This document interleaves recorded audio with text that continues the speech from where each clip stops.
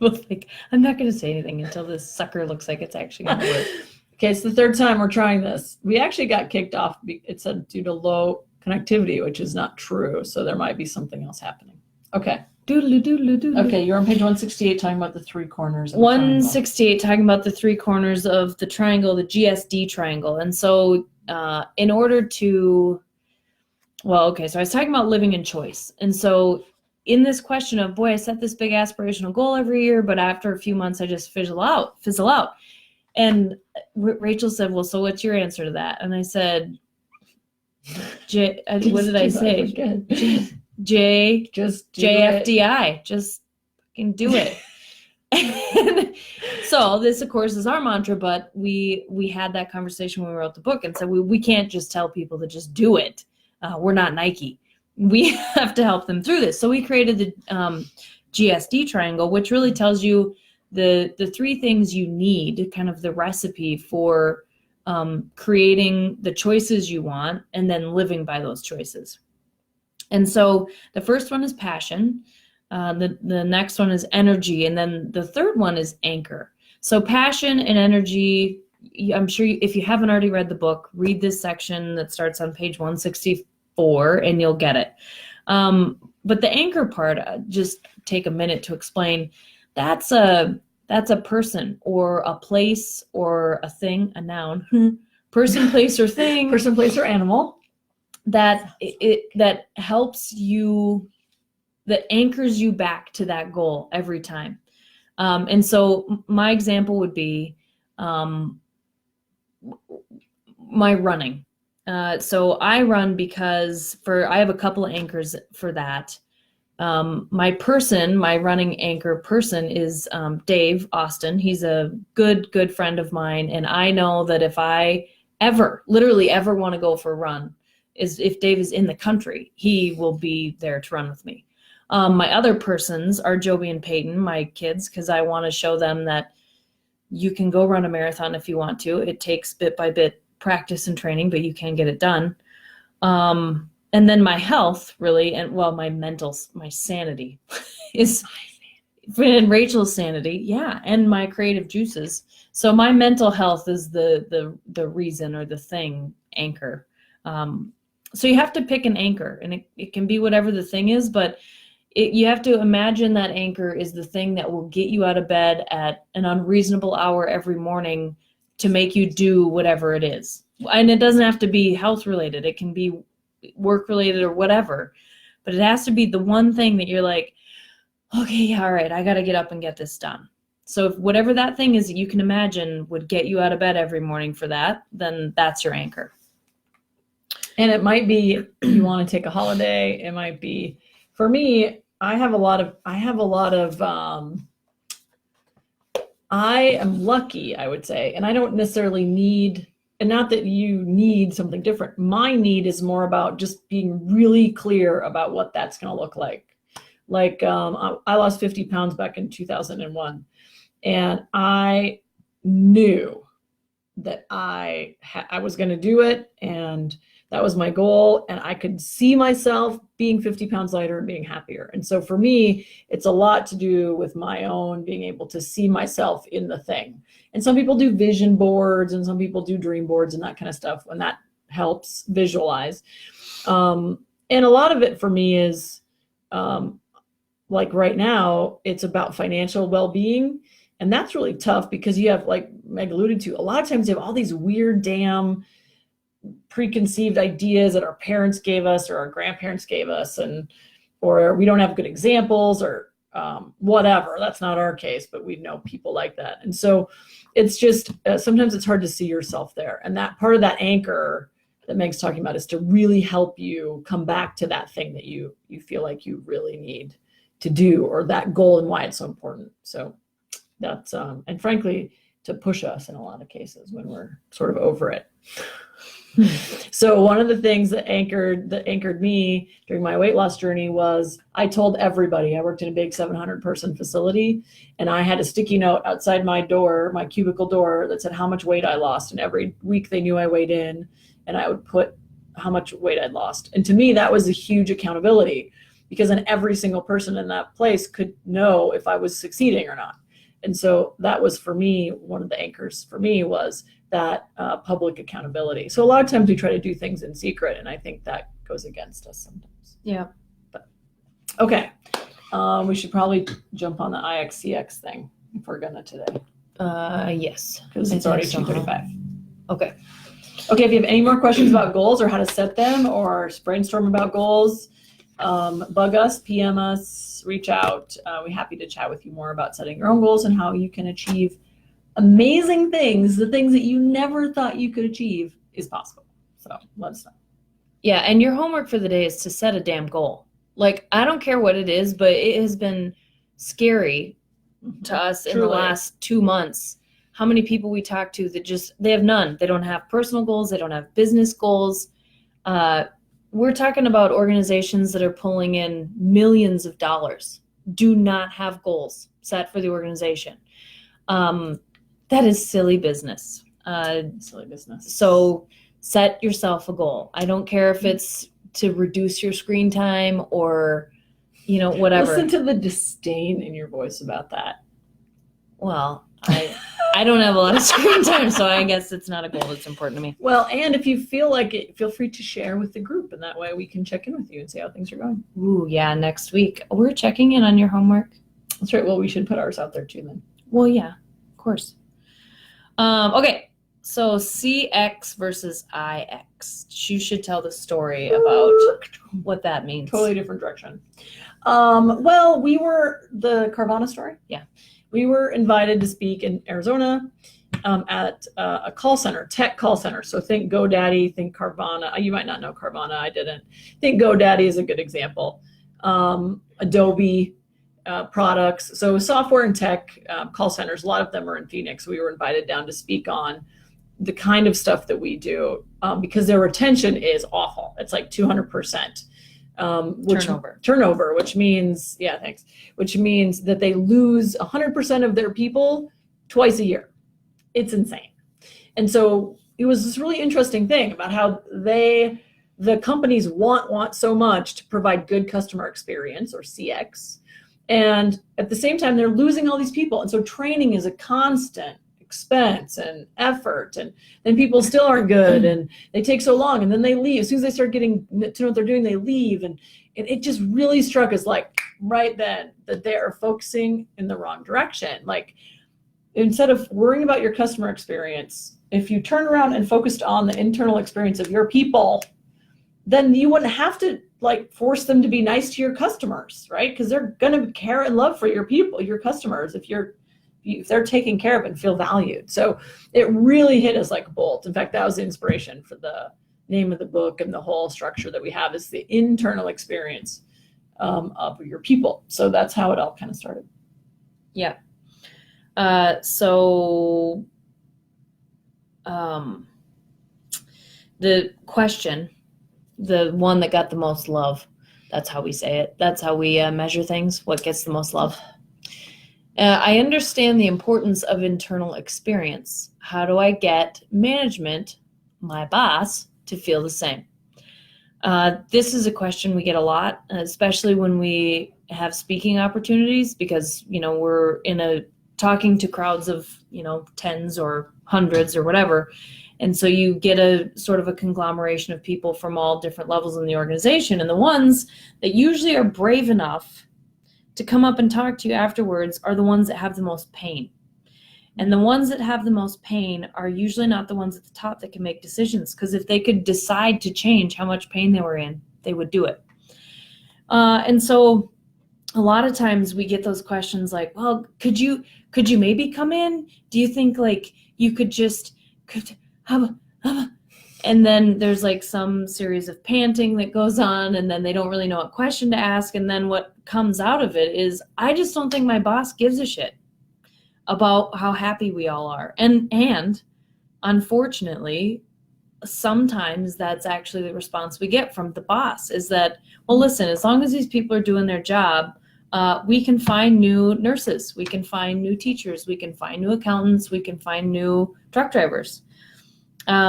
And they don't, those people making that decision and using that logic are not affected by that pain in the same visceral sense, and also not until it really, really starts to hurt the bottom line.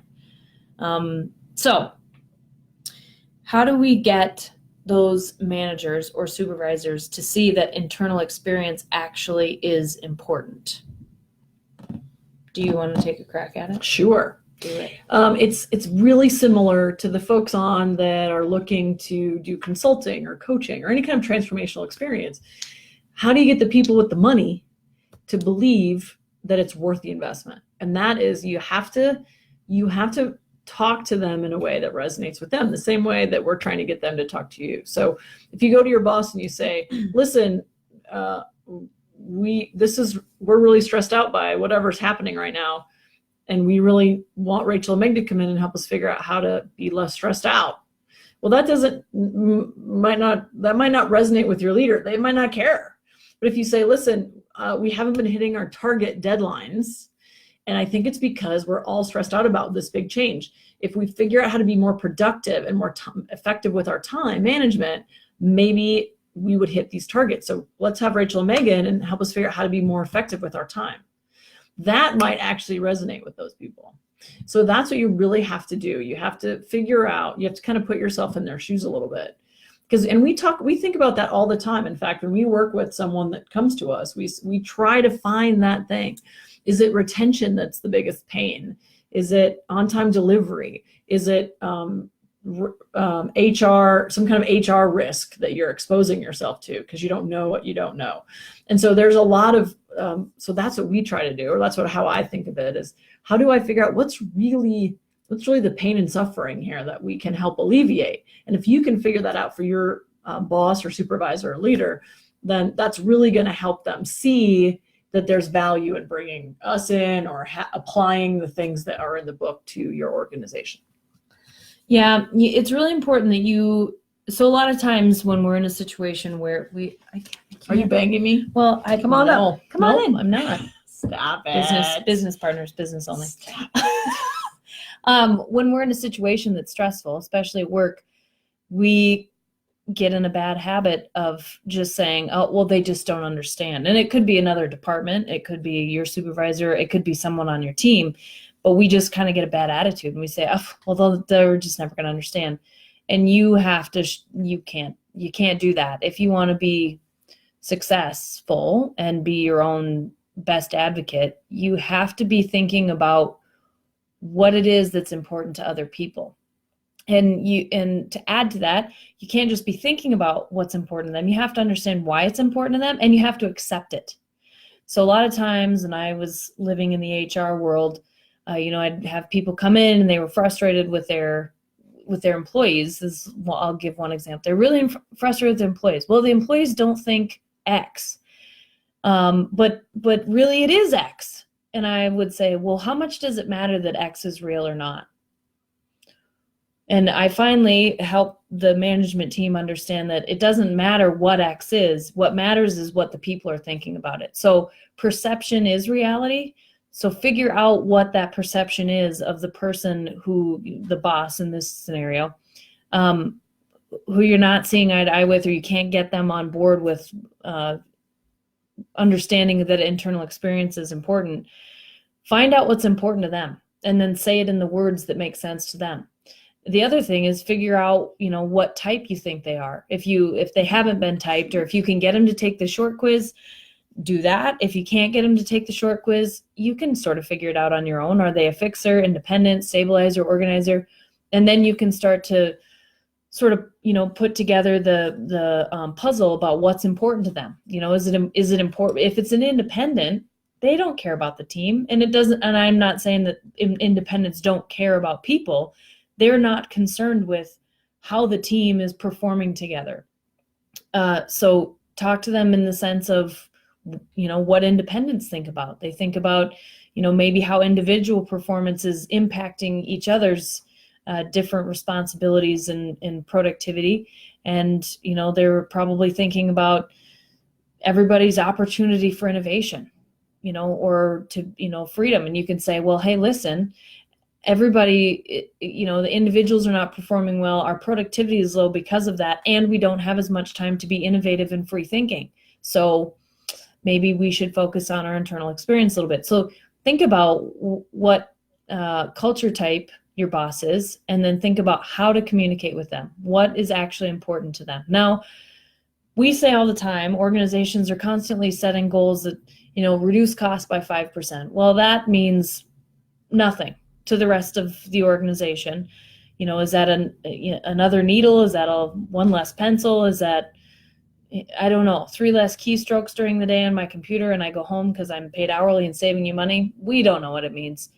But that, in this situation, that's not the point. The point is it's important to them. And so if their goal of 5% cost reduction is what runs their world, then talk in terms of that thing and say, I've really been thinking about how to reduce costs. And I think that,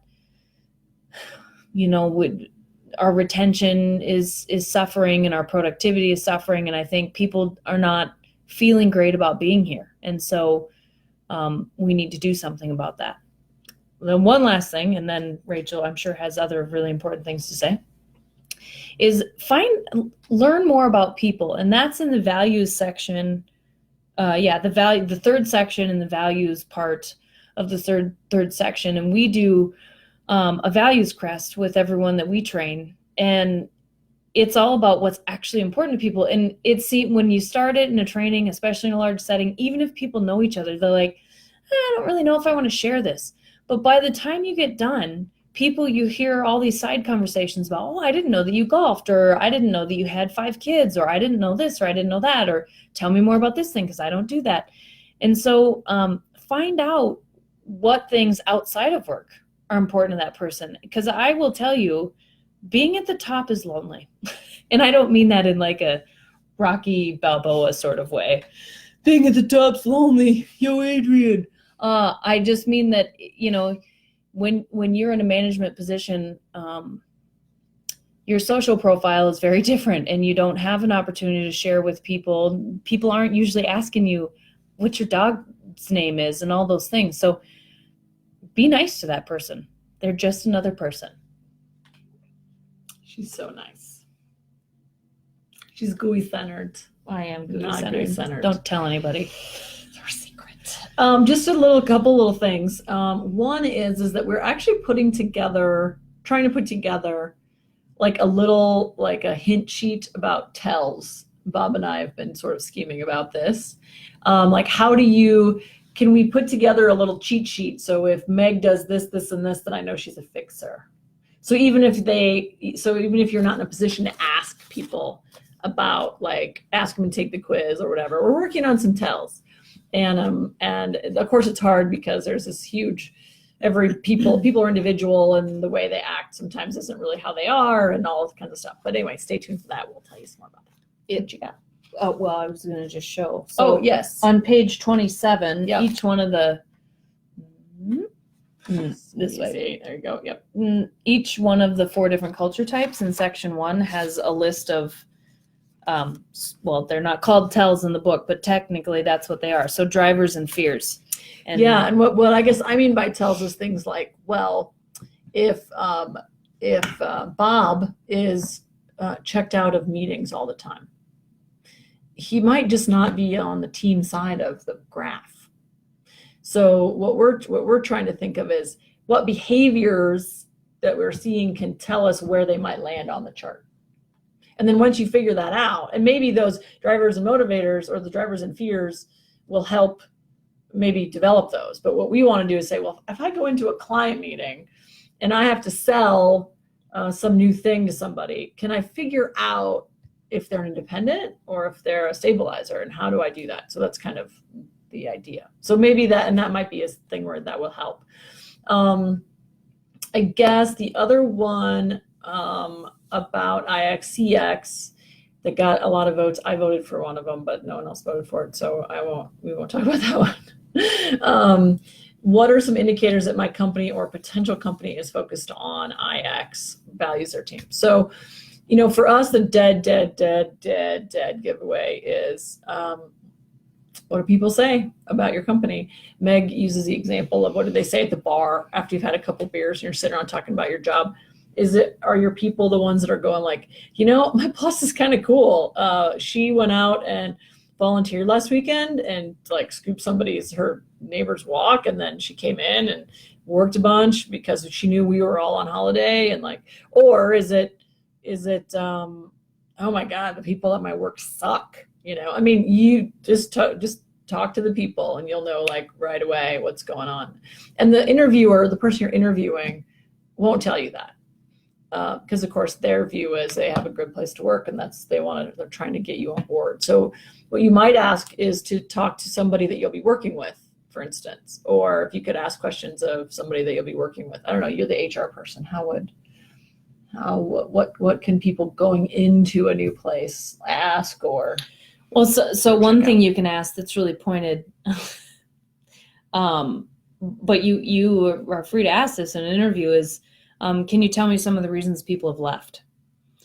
That's a good one. And, a lot of people give cop-out reasons like I had a better opportunity or what have you, but you'll be able, it's all about the face, man. You'll be able to tell. And we HR folks, we live and die by our expressions. So if an HR person gives you kind of one of these like, oh God, I hate it when people ask me this question. No one ever asks those questions. So yeah, be sure to ask questions. Yeah. So you can ask, why people have left. Another good question to ask to kind of suss out the feeling of a place is, what kind of career development opportunities are there, mm-hmm. and what do they look like? Or if you're in an organization where you have an educational or experience background where you could work in several different departments within that organization, say, are there opportunities for lateral moves? So you can ask questions about career development and what opportunities there are.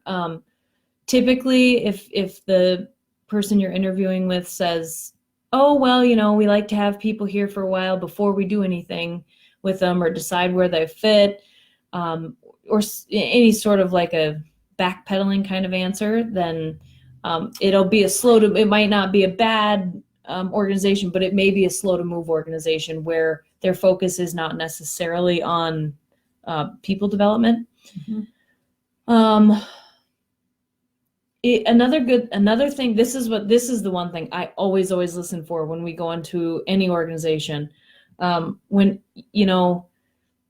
people say things like, boy, the weekend was just too short, or man, I hate Mondays, or gosh, Friday's just one day closer to Monday again. That is a big red flag for me. Because if people are saying things, we all kind of dismiss it as like, oh, well, people say that all the time. Mm-hmm. But people don't say that all the time in places that they enjoy working. So you watch out I find those to be real big red flags. Yeah, and I think the other thing, if you're going to a bigger company, there's a place called Glassdoor that you can go to and look at employee reviews of a place.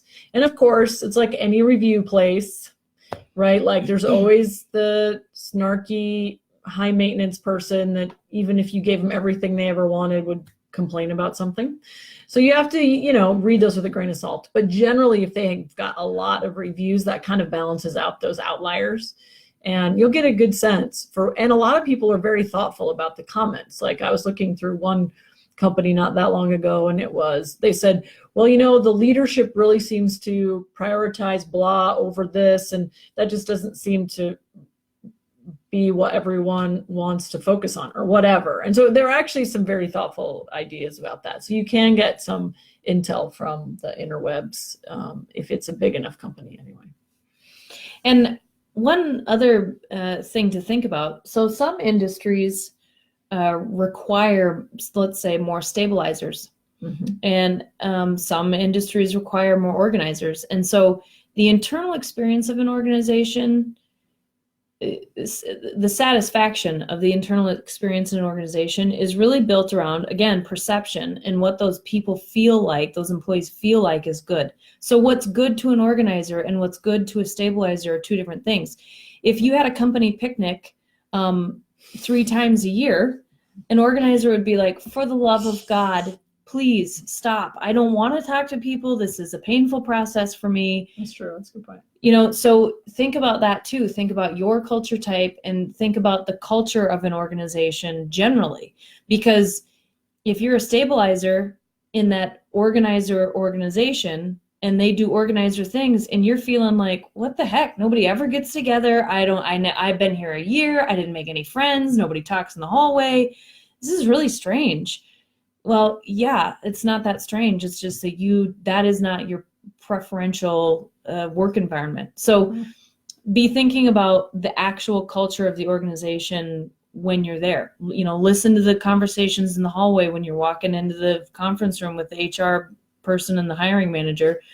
You know, are people talking? Are they not talking? Ask that question. You know, do people talk a lot, or what do people do on their breaks? I mean, I went to an organization, I don't even remember where I was, but it was crazy to me because when it was lunchtime, everybody scattered. Like there were not any two people that worked together at lunchtime. They all went somewhere else.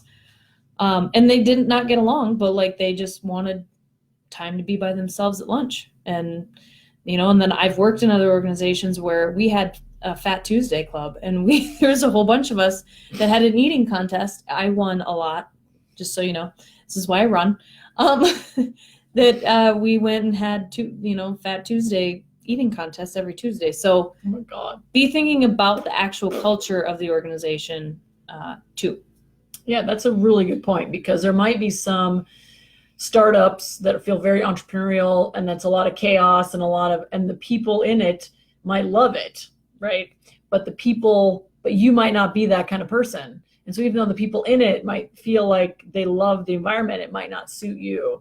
So again, be really aware of what you, but really aware of what you need in a role, and then try to figure out how other people like you there are feeling about that job. Because we've a culture type mismatch is really stressful for everybody. And if you happen to talk to that one person that's mismatched, then you'll get a really skewed perception of what's going on in the organization. So it's one of the things that we're doing right now with some clients is there's one guy that's a different culture type than everybody else, and everyone else thinks he's like all of this, he needs all this work, and turns out he's just a different culture type, and he just sees the world slightly differently. So it turns out it's not a big deal. So I think that's really important. Yeah. All right. Well, we are an hour in. Sorry, guys, that we went longer, but we wanted to hit both topics this week, and so we kind of catch up to next week. So this is a new person, Cassie Parsons Macer. Mm-hmm. Hi, Cassie. Thanks for joining us live. And Carrie's on too, or she was. Well, yeah. Carrie. Hi, Carrie. Hi, Mark. Happy New Year. Happy New Year to the people. I'll be in Sioux Falls way for Carrie and Mark next Monday. So if there's more Sioux Falls people, let me know, and maybe we can get together for a cup of coffee or something. Yeah, awesome. And then we can do selfies and post them on the group. Oh boy. All the things I love about social media. That's right. All right. We'll see you guys soon. Lead powerfully. Change the world. Bye, guys. Bye.